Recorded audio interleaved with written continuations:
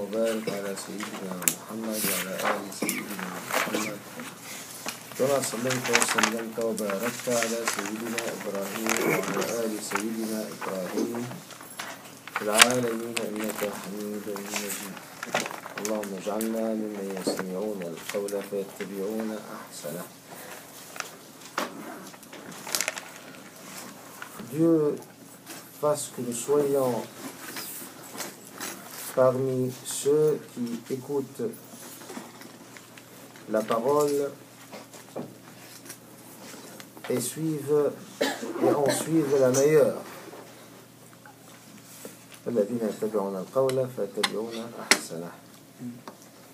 Nous sommes tous appelés par le Seigneur à être parmi les gens qui écoutent toute parole, sans exception, mais ils tâchent de ne suivre que la meilleure parole. Ça, c'est un verset coranique. Donc, il convient de l'apprendre, même en arabe, et de le réciter parce que c'est une invocation. Et notre début aujourd'hui sera d'expliquer un peu l'écoute. Qu'est-ce que ça veut dire? Écouter la meilleure parole. Parce que, donc, en continuation avec ce que nous avons commencé hier, quand on parle de la méthodologie pratique, bien sûr, une phase de l'apprentissage de la méthodologie s'appelle la méthodologie de l'enseignement. La méthodologie de l'enseignement consiste à rechercher la meilleure méthode pour apprendre, pour écouter et pour avoir le maximum d'intérêt avec le minimum d'effort. Donc il faut maximiser l'utilité, comme on dit en économie. Cette utilité, c'est l'apprentissage scientifique. Donc, le résultat des recherches des méthodologistes musulmans, je vous le donne en 2 mots. On ne va pas discuter là-dessus parce que vous n'avez qu'à l'expérimenter. Le meilleur chemin pour apprendre les sciences théologiques, parce que chaque science a sa propre méthode d'apprentissage. Le champ des sciences méthodologiques nécessite 4 phases d'apprentissage. La première phase, c'est la lecture du texte qu'on va étudier avant la classe. Ça, vous êtes dispensé de cette phase momentanément, temporairement, jusqu'à ce qu'on arrive à des textes préparés d'avance. Mais normalement, je vous le dis dès maintenant, normalement, l'apprentissage commence par la lecture du texte avant la classe. C'est-à-dire, quand vous venez ici, vous devez avoir déjà dans la tête quelques questions. En lisant le texte, vous n'allez pas prendre grand-chose du texte. Disons, vous allez récolter 10% de l'intérêt scientifique du texte, mais vous allez récolter plusieurs questions. Donc, la deuxième phase, c'est la phase de l'écoute. Alors que ce soit une écoute en présence, comme ici, ou une écoute à distance, puisqu'il s'agit maintenant généralement de la téléformation. Nous aussi, dans notre académie, à partir de la Tunisie, on fait de la téléformation. Nous avons des étudiants et des élèves de partout, dans le monde. Donc, ils peuvent écouter à distance. Bien sûr, la seule différence, c'est que quand on écoute à distance, on ne peut pas poser la question tout de suite. On peut l'envoyer donc, par mail, par exemple.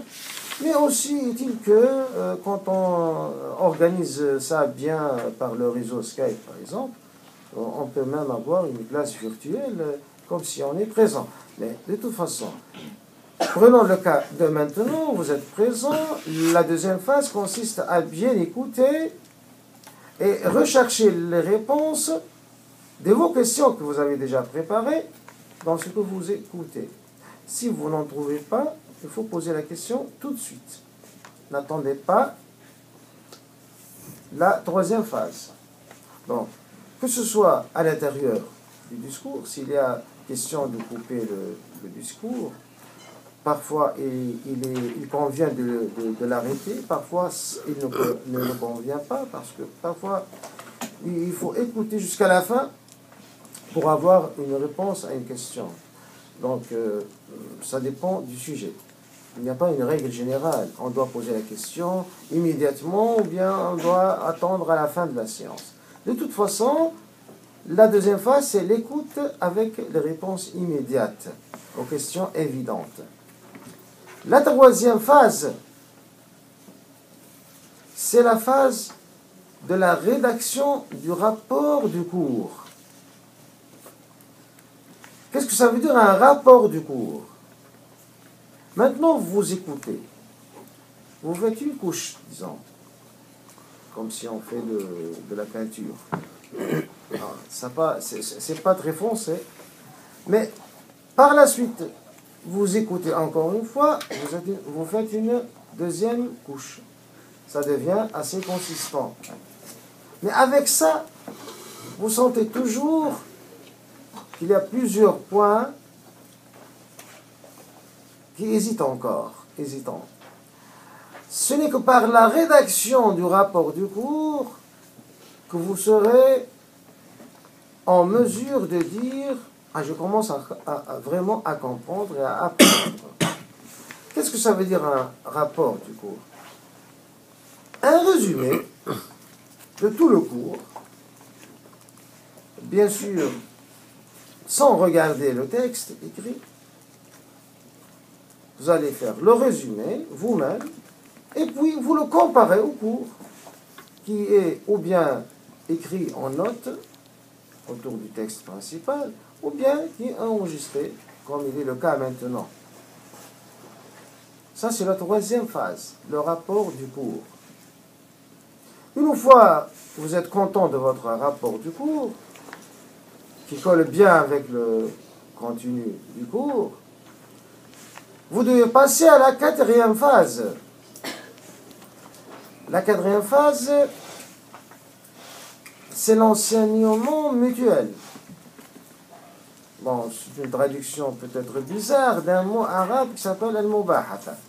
Parce que les traductions conventionnelles du mot al-mubahatha, c'est l'interlocution, ou parfois on traduit ça par le pourparler. C'est plutôt politique ça. Parce que réellement, il s'agit d'un enseignement mutuel. Chacun prend un binôme de la classe, de la même classe, qui suit le même cours. Donc, vous devez plutôt, donc, vous partager en binôme.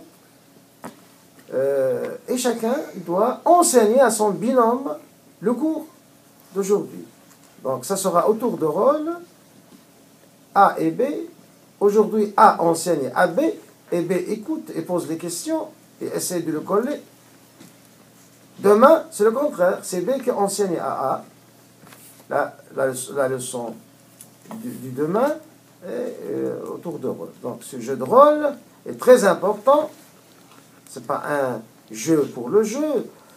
C'est un jeu de rôle primordial pour parfaire, pour compléter l'apprentissage.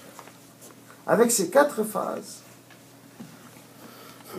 Inch'Allah, on aura la plénitude et ce sera, Inch'Allah, l'apprentissage parfait. C'est là seulement qu'on peut dire qu'on a avancé. Et avec ces 4 phases, on ne risque que rarement d'oublier. Je dis rarement parce que ça arrive quand même.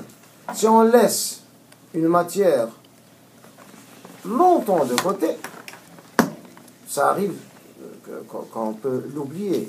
Mais rassurez-vous, si ces 4 phases sont respectées, même s'il nous arrive d'oublier par cette négligence, à cause de cette négligence, il suffit de faire une petite lecture rapide et on reprend tout. On récupère tout. Donc, c'est pour cela que je peux vous raconter un truc que j'ai appris il y a 40 ans. C'est pas un génie, hein, croyez-moi. Mais c'est un apprentissage qui a été fait convenablement. Dans 40 ans, vous pouvez le répéter. Il suffit de faire une petite révision diagonale. Et en sciences théologiques, il n'est pas permis de savoir à peu près. Ce mot-là, à peu près, ne marche pas, n'est pas acceptable. Il faut savoir certainement, avec certitude. Nous, on cherche la certitude, parce que la certitude est la voie de la quiétude. Alors que l'incertitude, l'à peu près, est la voie de quoi? De l'inquiétude. On dit toujours inquiet. C'est vrai, c'est pas vrai. On n'a jamais la quiétude. Mais on cherche quoi dans cette vie? On cherche vraiment notre équilibre psychosocial. D'abord, notre équilibre psychique, notre quiétude. Et puis, quand on est équilibré soi-même, on peut rayonner sur son entourage et donc créer partout là où on est, créer un climat sain et j'espère qui permet à tout le monde de progresser, d'aller en avant. Voilà donc cette petite introduction de méthodologie, non pas de la théologie, mais méthodologie de l'apprentissage des sciences théologiques. Alors, y a-t-il quelqu'un qui est suffisamment éveillé pour nous rappeler les 4 phases?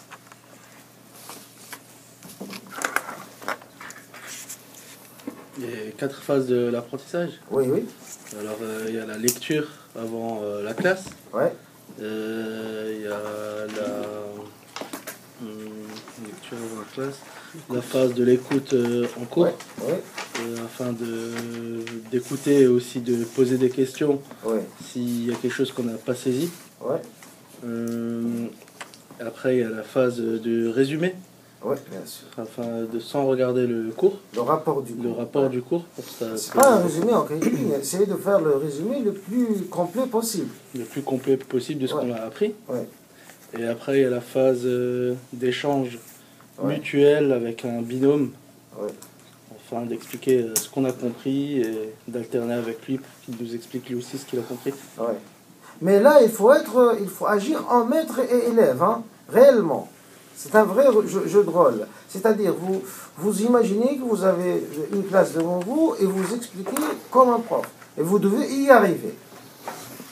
Et à tour de rôle, chaque jour, ça sera donc le rôle de quelqu'un. Bien sûr, quand on aura terminé une matière, vous aurez tous, un à un, à faire des cours devant tout le monde.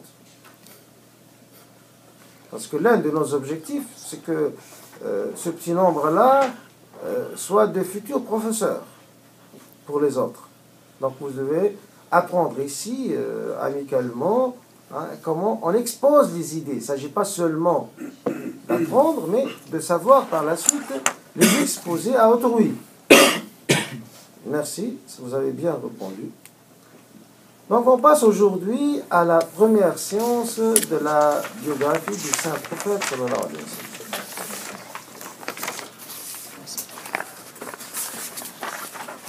sallam. En guise de prolégomène,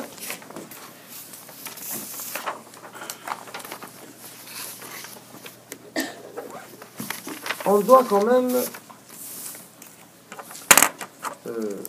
rappeler les conditions dans lesquelles ont été rédigés nos textes de base. Parce qu'il s'agit, comme je l'ai dit hier, il s'agit de travailler avec des textes. La biographie existe dans des textes. Et nous avons des textes. Donc, en premier lieu, il faut savoir comment ces textes-là ont été rédigés. Et dans quelles conditions. Pour pouvoir par la suite comprendre les contradictions éventuelles entre les textes et les versions différentes, par exemple. Et pouvoir faire sortir la vérité d'entre tout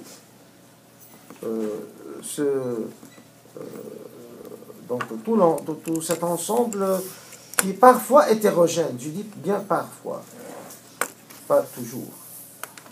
Parce que quand même, il y a la partie majeure de la biographie du Saint-Prophète a été transmise unanimement, d'une façon qui requiert les conditions de l'unanimité. Mais il dit que une petite partie reste toujours litigieuse. Donc, on va voir les conditions de la rédaction de cette biographie. D'abord, il faut rappeler que la rédaction en général, la transcription en général du patrimoine n'a démarré qu'un siècle après le décès du prophète sallallahu alayhi wa sallam.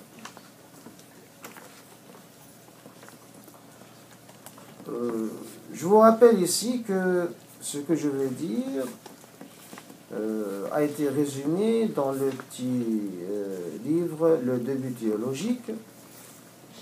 Je ne sais pas s'il est disponible en nombre suffisant ou non, mais quand même, je crois qu'à la librairie, il existe. Parce que l'autre fois, il y a 6 mois, je crois qu'on a laissé un bon nombre. Et peut-être à la librairie, il y en aura. La petite exposition qui existe là, il y a un tout petit nombre. Mais le début théologique, il vous explique bien cette phase-là. Et l'origine de la discorde qui existe parfois en matière de source de la science théologique.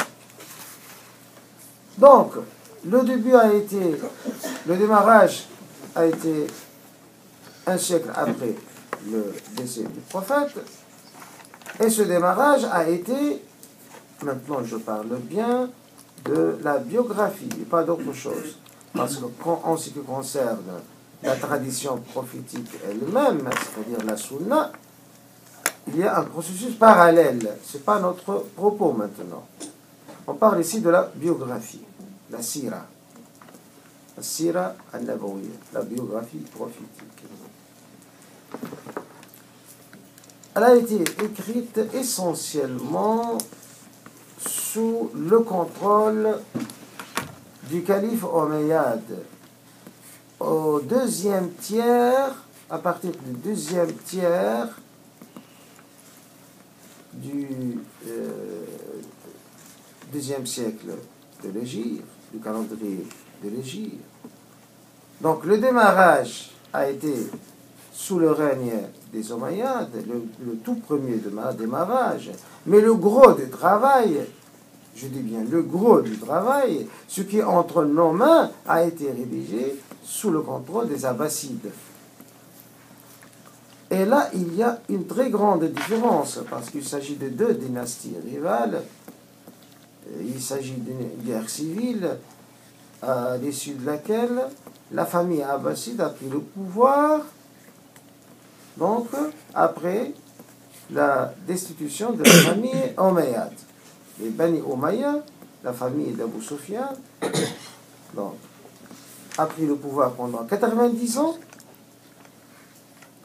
À l'issue de ces 9 décennies, il y a eu une grande révolution, une guerre civile. Et la victoire était donc du côté de la famille abbasside, donc les descendants d'Abdullah ibn Abbas, le cousin du prophète, qui ont pris le prophète, qui ont pris le pouvoir, donc à partir de 132, de l'an 132 de l'ère musulmane.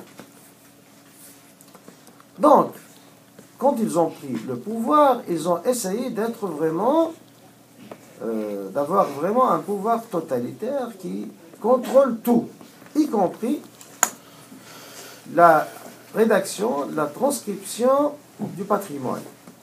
Et tout se faisait sous le contrôle des gouverneurs qui existaient, donc soit en Irak ou à la Médine ou autre. Le principal, et le premier déjà rédacteur de la Sira, c'est quelqu'un qui s'appelle Ibn Hisham. C'est pour cela qu'on appelle Sirat ibn Hisham, la biographie d'Ibn Hisham.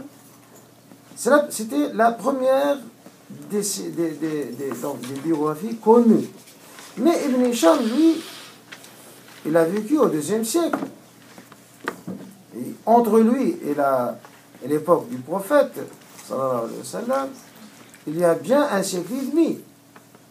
Donc il y a des intermédiaires. Le problème de la transmission s'était posé. Quel était son principal transmetteur? Son principal intermédiaire était Ibn Ishaq. Quelqu'un qui s'appelle Ibn Ishaq.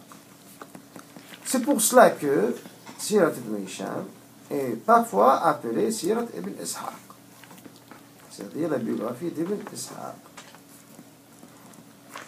Ibn Ishaq, lui, était anti-Omeyyade. Parfois, on le taxe du chiisme. Parfois.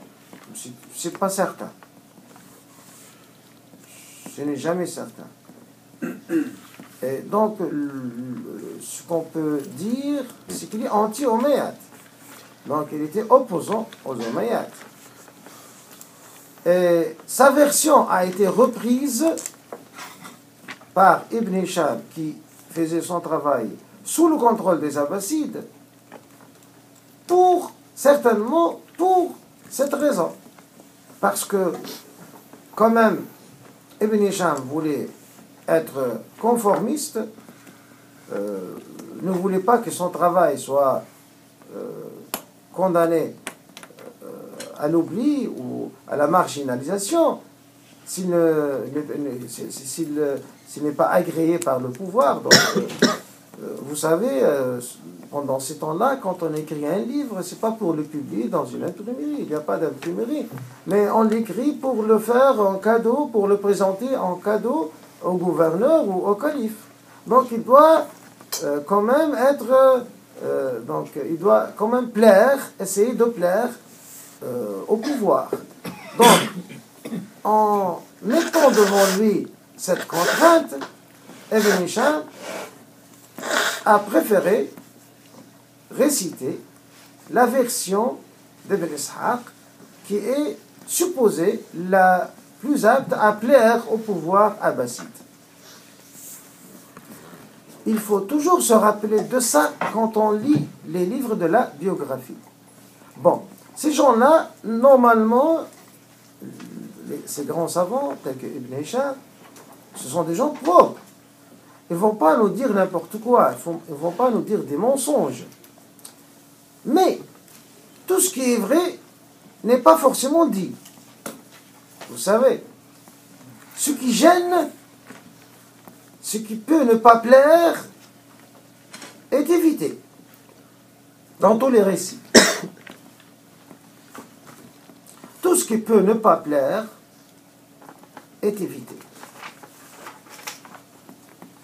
C'est pour cela que on a tendance à dire devant ce genre de sources que généralement, globalement, c'est vrai, mais c'est incomplet. Le côté donc négatif de l'affaire, du phénomène, de cette transmission, c'est qu'elle est condamnée à être un peu sélective. Ne raconter que ce qui peut plaire au pouvoir. Il n'y avait pas une autre alternative. Il faut se mettre ça dans la tête parce que, je rappelle encore une fois, la seule issue pour un livre, pour qu'il soit connu, pour qu'il soit transcrit par les transcripteurs, il y a les scribes, les gens qui écrivent à la main, qui écrivent ça, ils doivent être financés. Donc, seul le pouvoir peut financer ce mouvement-là. Et donc, seul un pouvoir peut prendre, un pouvoir politique, peut prendre en charge un livre pour le publier à cette époque. Sinon, comme beaucoup de sources de notre patrimoine, il restera dans l'oubli plusieurs siècles, jusqu'à ce qu'il tombe. Plusieurs manuscrits sont restés dans l'oubli, dans l'anonymat. Parfois, les écrivains même ne signent pas leurs œuvres, bien que majestueuses, pour la simple raison que pour garder leur vie. C'est ça le climat qui régnait depuis toujours. Pour tout ce qui peut être considéré comme source de gêne pour un pouvoir politique. Alors, pourquoi source de gêne? Parce qu'il s'agit de conflits de légitimité. J'ai présenté donc la conjoncture générale sociopolitique, je l'ai présentée comme étant une guerre civile, une lutte pour le pouvoir entre deux grandes familles, les Omeyyades et les Abbassides. Alors chaque famille cherche à consolider sa légitimité. Et comment consolider sa légitimité? En prétendant aux gens qu'elle est proche du prophète, qu'elle est censée représenter l'islam réel. Et c'est ça le problème. Donc, tout ce qui peut te toucher, tout ce qui peut nuire à l'image de marque de la famille en place, gouvernante en place, ne peut pas être figuré dans un livre de biographie. Alors, nous, qui sommes par définition désintéressés de cette lutte de pouvoir, et qui doivent l'être, nous devons aller vers toutes les sources dans leur diversité, parce qu'il n'y a pas que cette source-là, mais je dis que c'était la première. Par la suite, il y avait d'autres transcripteurs de la biographie prophétique, et chacun travaille sous le contrôle d'un autre centre de pouvoir. Donc, tous les livres, sans exception, ont été écrits sous la pression d'un pouvoir quelconque. Donc, il faut mettre tout ça devant soi. Toutes les sources, on va les mettre devant nous pour faire sortir une biographie la plus crédible possible. C'est pour cela que, dans ces quelques heures, nous allons dresser une biographie, pas dans les grands détails, mais une biographie qui doit être scientifiquement crédible et qu'on peut prouver. Alors, elle peut ne pas plaire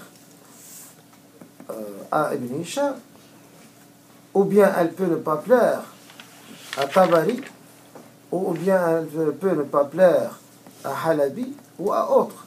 Plusieurs écrivains qui ont écrit la biographie de son prophète, ils sont unanimes quant donc la majeure partie, et sur plusieurs points surtout les points conflictuels qui sont en rapport avec l'illégitimité présumée de toutes les dynasties qui ont gouverné le monde musulman pendant 3-4 siècles après le décès du prophète sallallahu alayhi wa sallam. Tout ce qui se rapporte avec le problème de la légitimité de ces familles-là doit être regardé d'un œil critique, et là on doit exercer une analyse objective et fonctionnelle et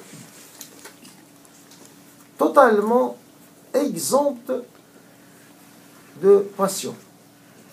La passion ici est interdite.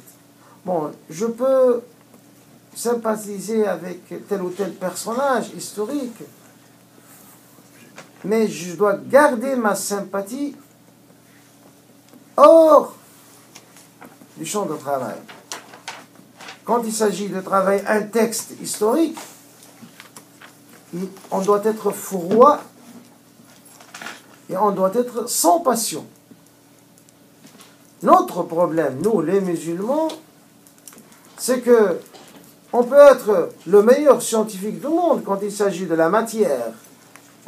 Il y a de très bons musulmans physiciens, il y a de très bons musulmans chimistes, de très bons musulmans médecins, mais il y a très peu de musulmans historiens. Très très peu. Pourquoi?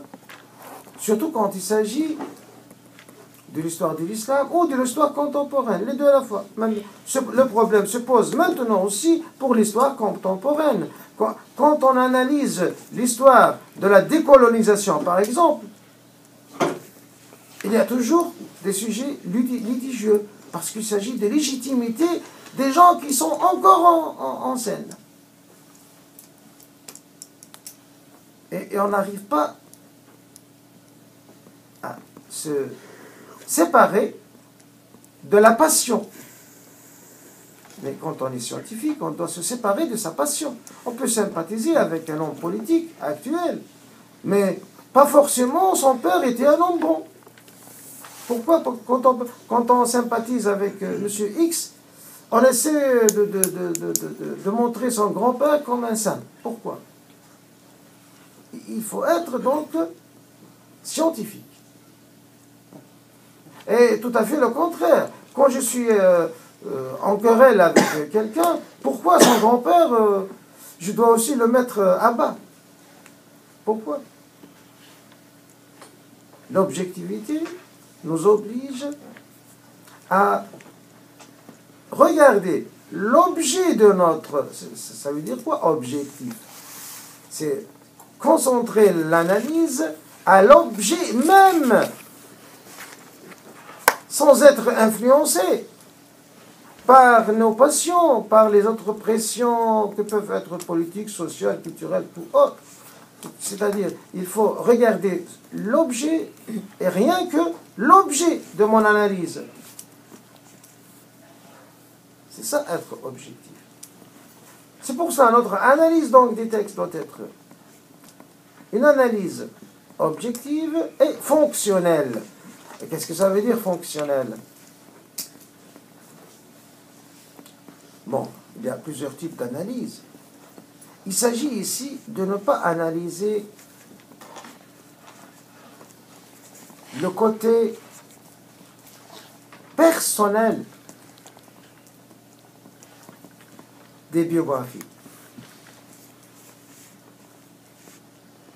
C'est un autre champ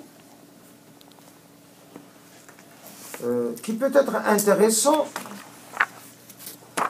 et se rapproche plutôt d'une autre branche scientifique qui s'appelle la généalogie.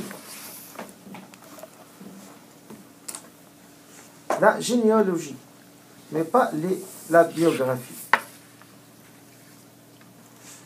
Quand il s'agit de biographie, il faut regarder le fruit social de chaque personne, le rôle social de chaque personne, la fonction de chaque personne. Donc on doit analyser plutôt le côté fonctionnel et pas le côté personnel des personnages qu'on va citer. Et ça aussi, c'est un élément de l'objectivité. C'est ça, donc, en quelques mots, notre méthode, l'analyse objective et fonctionnelle, donc, qui n'exclut aucune source, je dis bien aucune source historique. Pour nous, tous les textes disponibles sont bons,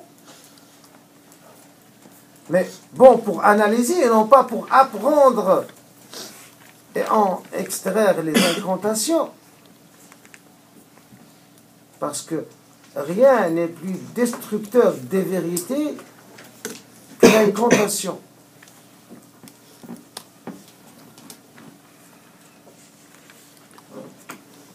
Vous savez ce que ça veut dire l'incantation? La tendance incantatoire consiste à parler toujours en se référant au dire d'autrui.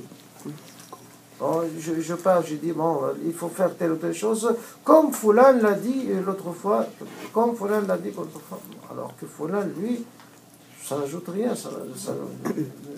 il ne nous avance en rien. Que Foulan a dit ou non, peu importe. Il faut expliquer pourquoi vous nous demandez de faire telle ou telle chose.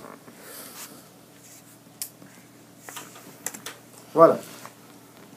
Ça, c'est ce qu'on doit donc, comprendre en matière de méthode.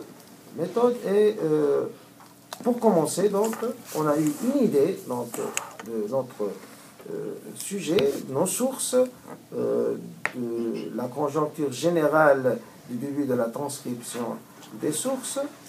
Je vous cite maintenant, pour votre culture générale, les sources les plus donc, connues, je ne dis pas les plus fiables, parce qu'à l'intérieur de chaque source, il y a des passages fiables et des passages moins fiables. Donc, nous avons en premier lieu donc, Sirat ibn Hisham, la première grande donc, biographie. Et nous avons As-Sira al-Halabiyya. Vous savez, Ibn Hisham, lui, c'était au IIe siècle. Al-Halabi, lui, il était au XIe siècle. Entre le Xe et le XIe siècle. Je vous ai donné les deux extrémités en réalité. Mais entre Sirat ibn Hisham et As-Sira al-Halabiyya, il y a plusieurs autres ouvrages. Nous allons en citer les plus importants. At-Tabari, Tarikh al-Tabari, c'est un livre d'histoire. Donc, tous les livres d'histoire de l'islam, ils commencent par donc, la période pré-islamique et puis l'islam. Donc, quand on arrive au tome, généralement c'est le deuxième tome, parfois c'est le même tome, la deuxième partie. Donc quand on arrive à la deuxième phase de l'histoire, c'est-à-dire la phase de la naissance, l'apparition de l'islam, donc la première partie c'est la biographie du saint prophète. Donc ça existe donc dans tous les livres de l'histoire de l'islam, en fait, la Sira. Donc Tarikh al-Tabari et aussi Al-Bidaya wa al-Nihaya d'Ibn Kathir. Al-Tabari était mort en 310 de l'ère de l'Égypte. La plupart des historiens ont récupéré les récits de Tabari. La plupart. Parce que lui, il a été le plus global et le plus scientifique dans son époque. At-Tabari, Muhammad ibn Jarir At-Tabari, il s'appelle. C'est un grand jurisconsulte. Il n'appartient à aucune école, puisqu'il lui-même, il avait fondé une école, bien que cette école n'a pas eu de continuateur après lui, mais il n'en demeure pas moins que c'était un jurisconsulte absolu. Mujtahid Mutlaq. Il est décédé en 310. Il a vécu dans une période qui s'appelle la période de la terreur hanbalite. Alors, une petite parenthèse ici, les hanbalites, ce sont ceux qui se réclament de l'imam Ahmad ibn Hanbal, bien sûr. Eux, ils se réclament de lui, mais je pense que lui, s'il était vivant, jamais il n'aurait cautionné ce qu'il faisait. Bon, il était de très, très fanatique, extrémiste. Et personne ne pouvait dire quoi que ce soit qui pourrait être interprété comme une atteinte à leur conception de l'histoire. Je dis bien leur conception de l'histoire. Donc, Mohammed ibn Jarir Tabari, il a été condamné à la résidence surveillée, même à sa mort. Ses funérailles étaient secrètes, il a été enterré la nuit. Donc, il vivait dans un climat, comme on dit, de plomb, un climat de terreur. Et avec ça, il nous a laissé deux grandes œuvres majestueuses. L'une, c'est Tarikh al-Umam wal-Muluk. Si on traduit ça en français, ça s'appelle l'histoire des nations et des rois. Ça, normalement, c'est connu sous le nom de Tarikh Tabari, l'histoire de Tabari. Et sa seconde grande œuvre, c'est le Tafsir. C'est l'un des plus grands tafsir du Coran, l'interprétation du Coran, l'explication avec interprétation des versets du Coran du premier jusqu'au dernier. C'est l'un des plus grands tafsirs. Ce sont deux grandes œuvres en plusieurs volumes. Jusqu'à maintenant, il demeure les classiques de la pensée musulmane. C'est en 310.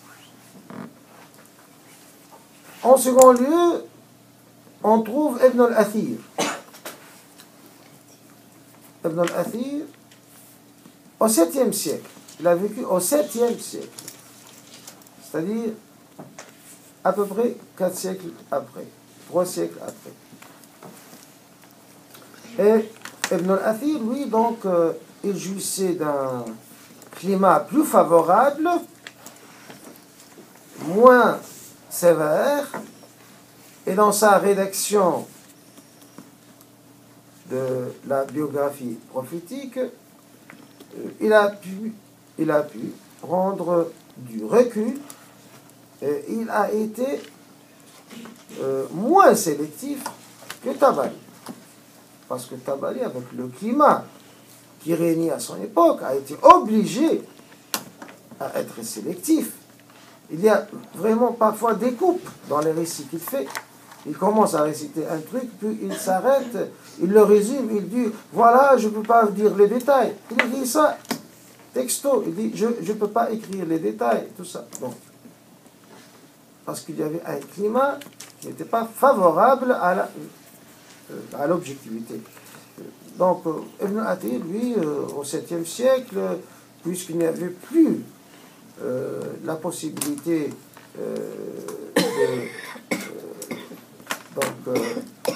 d'imposer sa loi partout dans le monde islamique, on peut fuir d'une ville à l'autre et changer d'obédience facilement. Et le fait que le monde islamique ne soit pas sous la dictature d'un seul gouverneur, c'était déjà un climat favorable pour les écrivains. Donc Ibn al-Athir, on le sent plus à l'aise, beaucoup plus à l'aise que Tabari. Un peu plus après, Ibn Kathir, à ne pas confondre avec Ibn al-Athir. Ibn Kathir,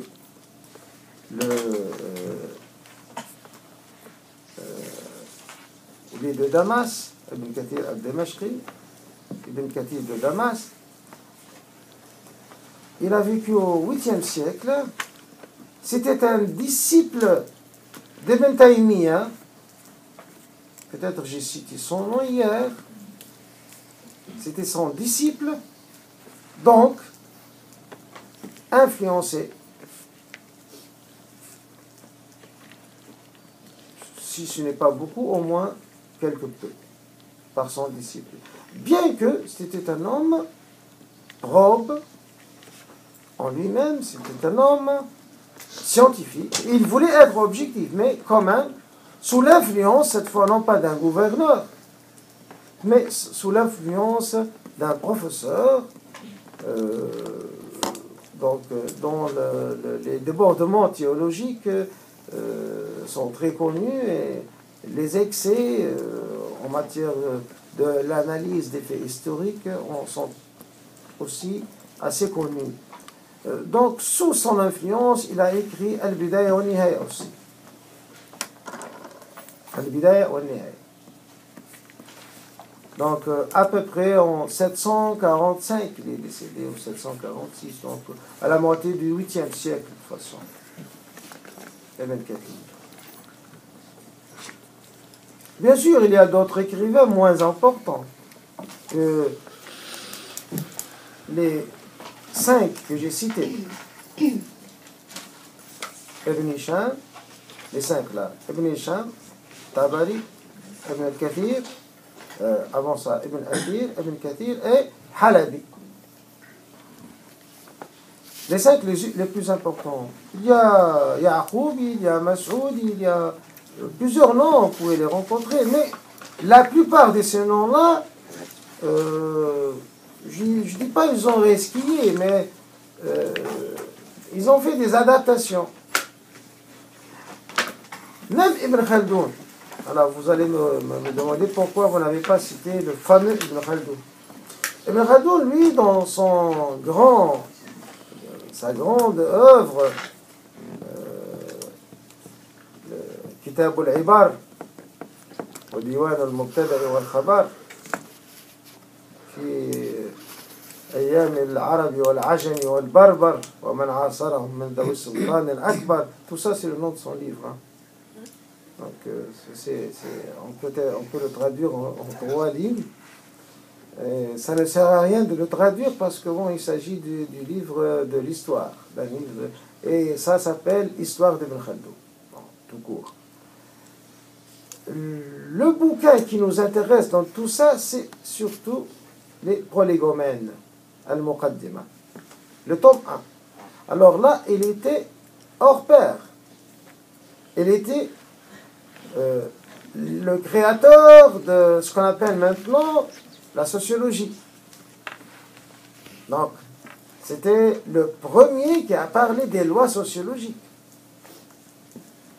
Et bon, il est reconnu maintenant académiquement pour être le premier instigateur de cette science. Et quand il est arrivé au fait historique, malheureusement, il n'a pas su appliquer les lois de l'objectivité qu'il a pourtant bien plaidé dans son tome 1, dans ses prolégomènes. Ça aurait été merveilleux s'il avait pu appliquer les lois qu'il avait bien énoncées dans son premier tome. Mais malheureusement, lui aussi, quand il avait écrit son livre de l'histoire, il devait l'écrire pour plaire à certains pouvoirs en place. D'ailleurs, à la fin de sa vie, il a été déçu de tout le monde. Il a abandonné tout. Vous savez qu'il est de Tunis. Il a quitté Tunis. Bien sûr, il avait fait des voyages. Il est allé au Maroc, et avec le sultan du Maroc. Tout ça, il a eu beaucoup d'épisodes, parfois des aventures, des mésaventures, tout ça. Mais finalement, il a été déçu de tout le monde. Il est parti pour finir sa vie en ascète. Il a choisi donc la ligne des théosophes, des soufis, et il est fini en soufi, au Caire, et non pas à Tunis, parce qu'il a été déçu de tout le monde. Entre parenthèses, la plupart des hommes de pensée de Tunisie ont eu le même sort. Khader Hussein aussi, il a quitté son pays et est allé pour devenir Cheikh al-Azhar en Égypte. Donc, non, ce qui nous est important, ce qui nous concerne dans notre cours ici, c'est que Ibn Khaldoun, avec toute son autorité, comme on dit, il n'a pas réussi à être objectif. Il nous a cité des passages entiers d'autres livres, sans rectifier rien que ce soit. Pardon? Ça fait 50 minutes. Donc, nous avons fait notre 50 minutes, comme notre frère le dit. J'espère que pour cette séance, on a eu donc, une idée globale sur les sources donc, qu'on peut consulter. Je dis on peut, mais d'une façon générale. Si vous avez accès à des traductions, bon, il y a des traductions de certains de ces livres-là, peut-être la plupart ont été traduits maintenant, je ne sais pas, mais si vous trouvez des textes traduits, même partiellement, essayez toujours de regarder 2 ou 3 en parallèle. Ne vous contentez jamais d'une seule source. Par exemple, quand on sait que Ibn al-Athir reprend intégralement les 3 premiers siècles à peu près, il les reprend intégralement, avec un peu plus de détails bien sûr, de Tabari. Si vous trouvez un texte d'Ibn al-Athir ou bien Tabari, il faut chercher le recoupement ailleurs, chez Halabi par exemple. Mais n'imaginez pas de trouver une différence entre Ibn al-Athir et Tabari quand il s'agit des 3 premiers siècles, par exemple. Donc, par la suite, on aura peut-être l'occasion de signaler les différences de ces sources. Et donc, je vous espère une bonne chance avec ces textes-là, si vous avez donc, j'espère que vous l'aurez, cette audace d'aller chercher, parce que tout est disponible maintenant, il suffit de le chercher. Le problème, bien sûr, c'est que tout n'est pas traduit, mais je crois que la plupart des textes fondamentaux ont été traduits. Et bonne chance, merci pour votre écoute. Donc, je vous laisse la parole pour quelques petites minutes s'il y a une question, sinon on se repose 5 minutes.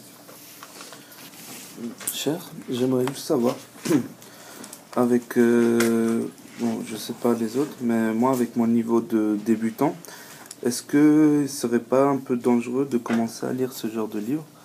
Je risquerais pas de me perdre ou... Non, pas du tout. Non. À condition que vous ne jamais se contenter d'une version. C'est la règle de base. On ne risque pas de s'égarer quand on lit un livre, mais on risque de s'égarer quand on le sacralise, le sanctifie. On lit tout. On écoute tout. Mais vous devez ensuite analyser, comparer et fournir un effort. Quand on a l'habitude, quand on prend cette mauvaise habitude d'écouter des paroles humaines, en oubliant que notre interlocuteur, c'est un homme comme nous. Bien qu'il nous devance en âge ou en science de quelques décennies, par exemple, mais quand même, c'est un homme comme nous. Il n'est pas infaillible. Quand on oublie ça, c'est le départ, c'est le point de départ de l'égarement. C'est là où commence l'imposture. Et le problème de beaucoup de jeunes, c'est ça. Ils écoutent un cheikh, d'ailleurs des cheikhs qui sont des faux cheikhs la plupart du temps, mais même quand ils sont de vrais cheikhs, bon, ils ne sont pas infaillibles. Et ils écoutent ce qu'ils disent et ils prennent ça pour du Coran. Non, c'est pas vrai. Vous devez prendre l'habitude d'analyser, d'avoir un esprit critique, et de mettre tout ce que vous écoutez devant vous, le regarder froidement et l'analyser. Ce qu'on veut avoir, c'est une jeunesse qui peut analyser, qui peut critiquer. Sinon, elle sera, malheureusement, comme on le voit, manipulée.